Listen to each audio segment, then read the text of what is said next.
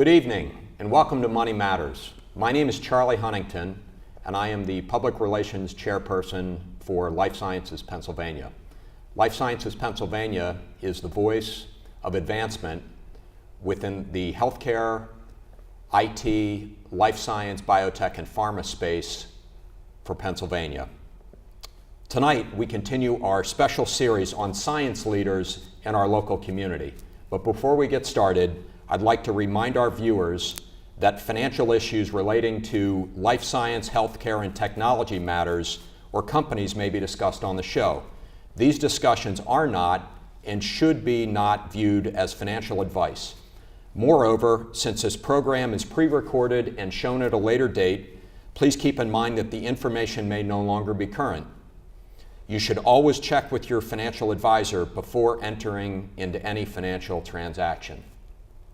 Tonight, I'm very pleased to welcome Kimon Hatza to the set with me. Kimon is an attorney and partner at Millcrest Law in Radnor. His focus is on the life science, healthcare, and information technology areas. Welcome to the show, Kimon. Thanks, Charlie. Happy to be here. Kimon, I wonder if you would bring our viewers up to speed with what's happened with you and your practice since we were last together. Sure, Charlie, I'm happy to do that. Charlie, you know that we are business transaction attorneys and we do transactions across a variety of industries, but we do focus a fair amount on the technology space, and I include life sciences within that technology space. I think I've been telling you now for a couple of years that we've been seeing more healthcare IT transactions than we've been seeing almost anything else within the life sciences. And I wonder from time to time whether that's peculiar to our practice or whether that's true within the industry generally. I say to myself, well, we have the transition of the medical industry to electronic records. We have the personalization of healthcare and things like that that may be impacting the uptick in healthcare IT transactions. But I don't know that for a fact, and I was looking at in anticipation of our discussion today, I was looking at a recent report that compared activity within the M&A activity, mergers and acquisitions within the life sciences industry over the second half of 2017 and the first half of 2018. And clearly, the hottest sector right now is healthcare IT. It's up roughly 25% in that period. The industry generally is down a couple of percentage points. It's almost flat. But the good news is values are up about 50% over that time, which is good news for the industry generally and good news for healthcare IT in particular. A couple of additional points. The largest deal in the first half of this year is in the healthcare IT space, and 7 of the 10 largest deals are in the healthcare IT space. So it's clearly an active area and currently consistent with what I'm seeing in my practice as well. I don't know whether that'll be true for a long time into the future, but as things change, I'll certainly report back to our viewers. It's great. I know as we were sitting in the green room earlier today, we all were wearing smartwatches, yeah. And that can only help that part of your business. That's exactly right. Thanks, Kimon. Right. Thank you, Charlie. I'd like to remind our viewers that if they would like to ask a question that we will answer on a future show, this is how you do it. You can have your questions answered on Money Matters. Please go to our website, money-matterstv.com. On our homepage, click on the banner on the right that says Send Us Your Questions. While you're on our website, you can find information about our host and guests, as well as show notes and links about this show and past shows. Money Matters is also available as a podcast on iTunes and Stitcher, so you can listen to Money Matters while you're on the go. That website address, again, is money, M-O-N-E-Y, -matters, M-A-T-T-E-R-S, TV.com. It's with great pleasure that I would like to introduce Zev Sunleaf. Mr. Sunleaf is Vice President in the Office of Technology Transfer at the Children's Hospital of Philadelphia, commonly known in Philadelphia as CHOP. Prior to that, he held similar positions at the University of Iowa. Originally from Maryland, Mr. Sunleaf's a graduate of the University of Iowa with a bachelor's in business administration.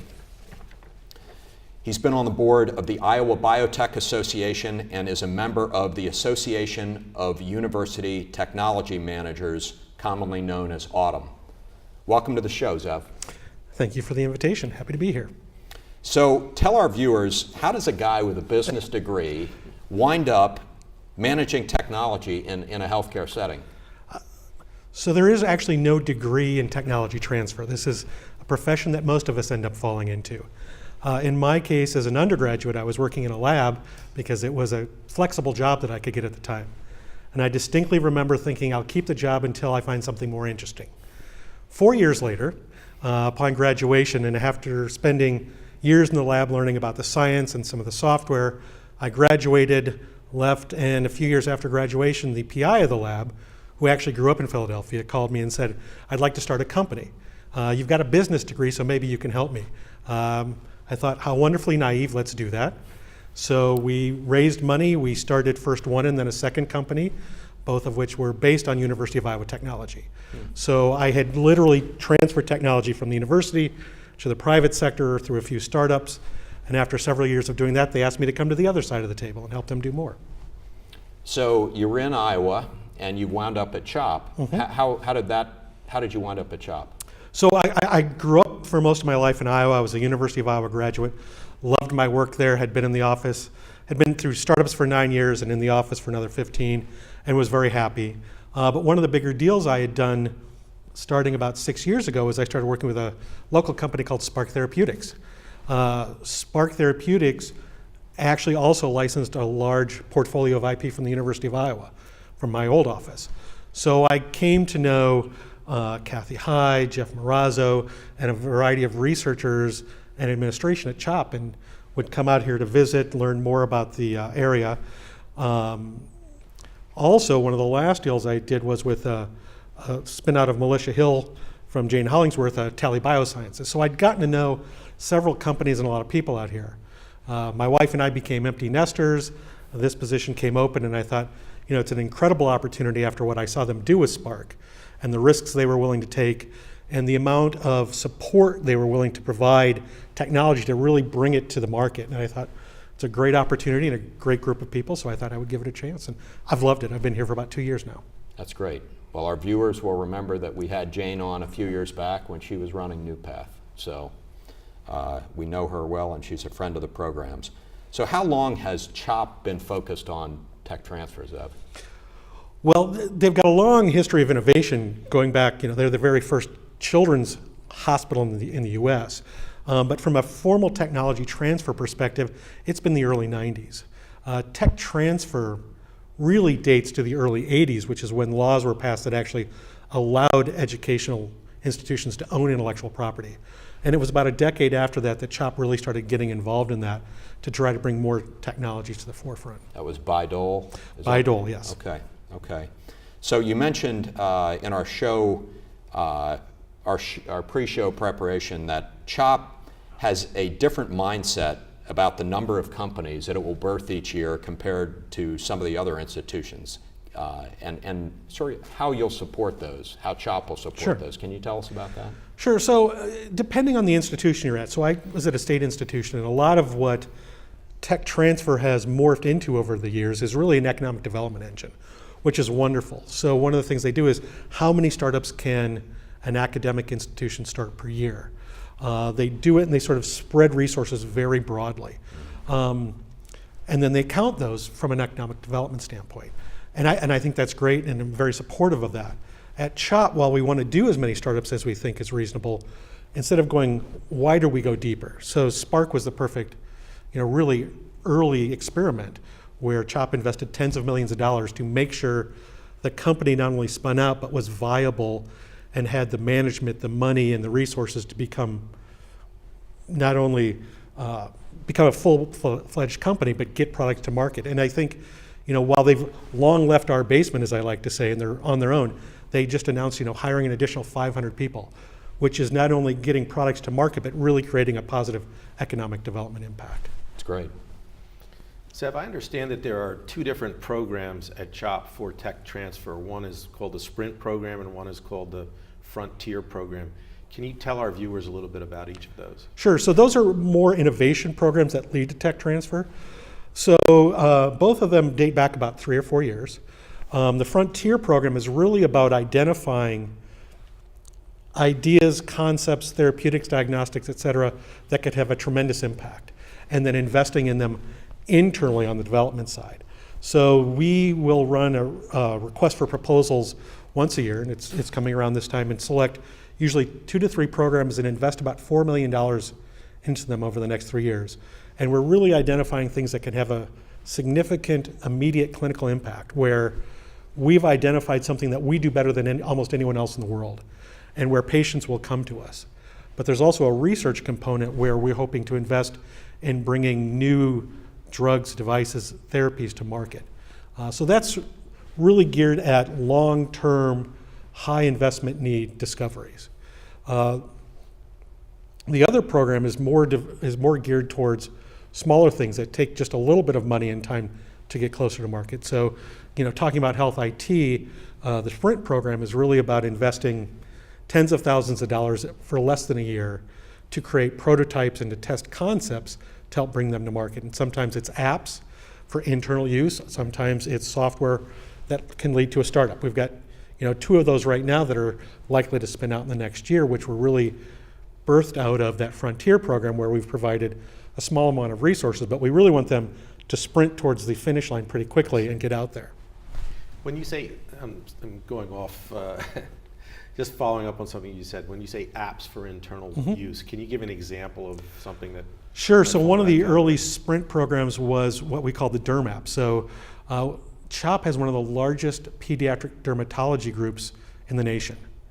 And yet, if you call, you can have a fairly long wait to get in. And sometimes as a parent, you don't know whether you actually need to get in to see a doctor or not. So one of our doctors said, wouldn't it be great if we could create an app where they could take a picture and send it to a doctor, and we could say, you wait 24 hours, it'll be fine, or you should get into a doctor right away.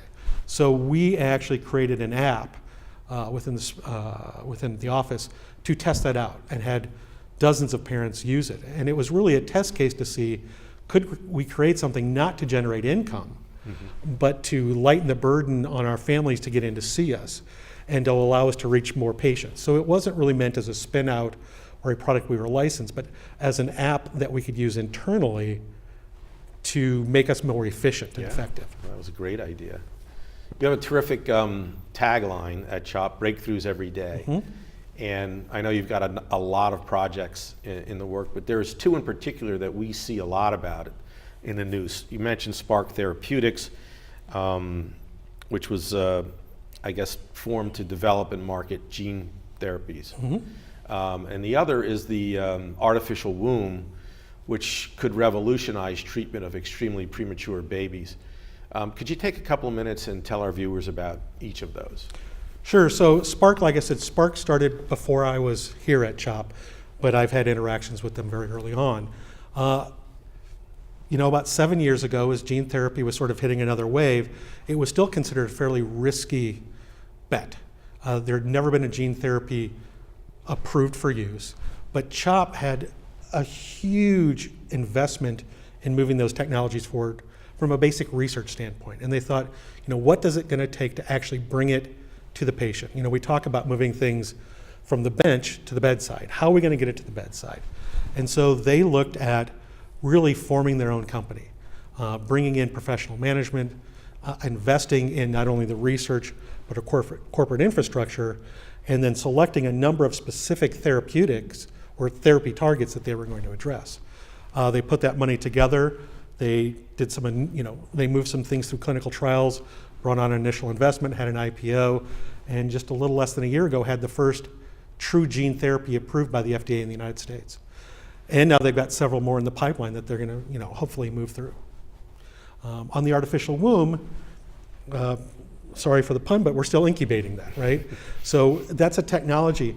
If you've got a child that's been born prematurely, how you care for that child has not changed much in decades. They're put in an incubator. They're kept with some heat and constant care, but it's very stressful on the body. It's not how the body was meant to naturally progress. So we are trying to recreate that environment, something that we can keep that premature infant in to help better develop their lungs and their hearts in a natural manner, which will decrease not only morbidity, but mortality, and hopefully lead to far fewer issues on the long run. Right now we're investing internally on the research. We're creating commercial versions of the device and testing it and getting it ready to move towards clinical trials. Being an attorney, I know that negotiating commercialization agreements, there are a number of sticky points that you can run into from time to time in those negotiations. From your standpoint, what would you say is the most challenging aspect of those commercialization agreements when you're negotiating with investors or outside companies, whether it's at CHOP or maybe what you see in the industry that other institutions might be facing? Sure. So the difference is we have slightly different missions. Investors are usually looking for a return on investment, which they absolutely should. And while CHOP expects some of that, because that's what helps fund our research, we will actually spend often more time negotiating diligence than dollars. We will come to an agreement relatively quickly on what's a fair ROI, royalties, license fees, equity amounts, all of that. But one of the things that almost all academic institutions really spend a lot of time on is making sure technologies are moving forward. When we talk about breakthroughs every day, the breakthrough is not the dollar, but the breakthrough is reaching the patient. So we will spend a lot of time working with a company on what is a reasonable time to market. And sometimes it's 6 months in health IT, sometimes it's 10 years in a drug or device. But it's really creating points and milestones along the way to make sure technologies are moving forward. It's interesting when someone wants to start a company and comes to me, they say, what's the negotiation like? And I said, I don't have to ask whether you're dedicated. This is your only product or focus. I do have to ask whether you've got the means to do it. Can you raise the money? Can you hire the people? With a large pharma or device company, I don't have to ask whether they have the money, but they have a lot of competing interests. So in that case, I put in diligence to make sure that it just doesn't get off to the side somewhere because something else has become more important. And I understand that a company has to go after what makes sense, but we need to put in terms to make sure that if they do that, we can bring it back in and find a partner to get it to our patients. So diligence is where we spend all the time. So those kinds of mileposts, if they're not hitting those things, in those situations, that's what really becomes an important part of the negotiation. And companies don't like to commit because they know, as I like to say, science happens. You may think something's going to take 6 months, and it takes longer. And if you're truly working towards that milestone, we're going to be flexible. But we set those milestones because if you just haven't done anything towards it in a year, we need to have a mechanism to bring it back in-house to find someone who can. Okay. Zev, where do you and CHOP identify the entrepreneurs who might go on to lead your companies? So we are out in the community. We are part of PACT, and we work with Ben Franklin Fund. We work with as many of those groups as possible because often they know the people. We also have people who contact us. But there's not really a good sort of want ad for that. So it's really about interacting with people and getting names and suggestions. And you find a lot of serial entrepreneurs and people who will come back time and again, particularly because you have people who are really good at the startup, who then, when you hit the growth phase, are not interested. It's just not what they do. So you like to find people that you can use over and over. But it's really through networking. Okay. And so you identify these entrepreneurs, how do you onboard them? What's the process? Well, you have to have the right project. So we don't look for entrepreneurs just to have them. We like to know about them when we have the right project.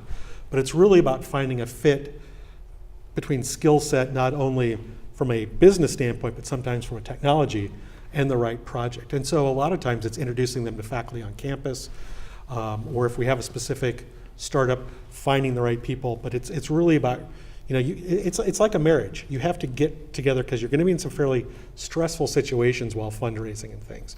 So it's really about bringing them together and meeting the team and making sure there's a match. So one person may be good at devices, another may be good at drugs, this kind of thing. And sometimes it's personality. One person may really work well with this type of PI, and another one may work with a different type as well.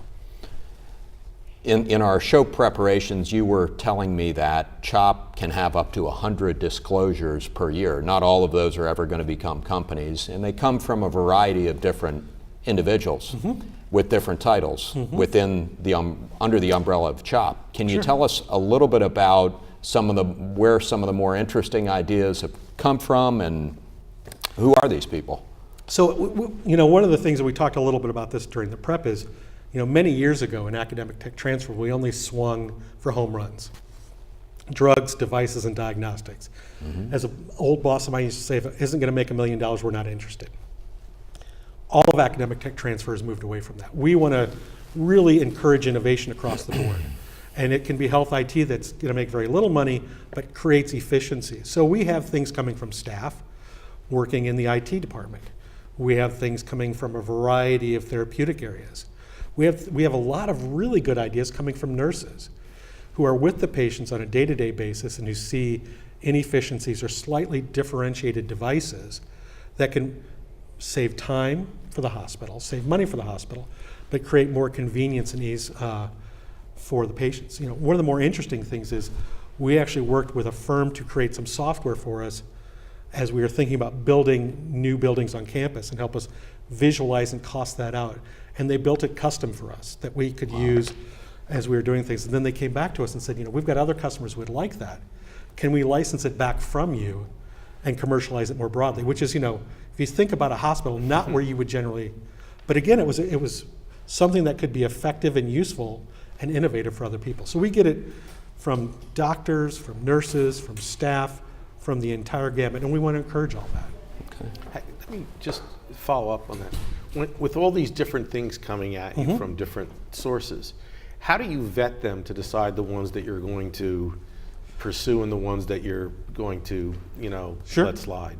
So I have a great team who really, cover the whole depth and breadth of different types of technologies, from IT to drugs and devices and therapeutics. But there are sometimes we don't know. And so again, we will reach out to collaborators and people we've worked with just to get their input. So on the Sprint project, for instance, we have a whole external council of people who help us review those things to say, is this a startup?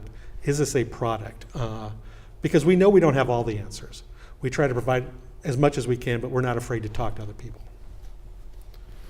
So we are a financial talk show, and the common question we seem to ask each guest is, so how do these companies get funding?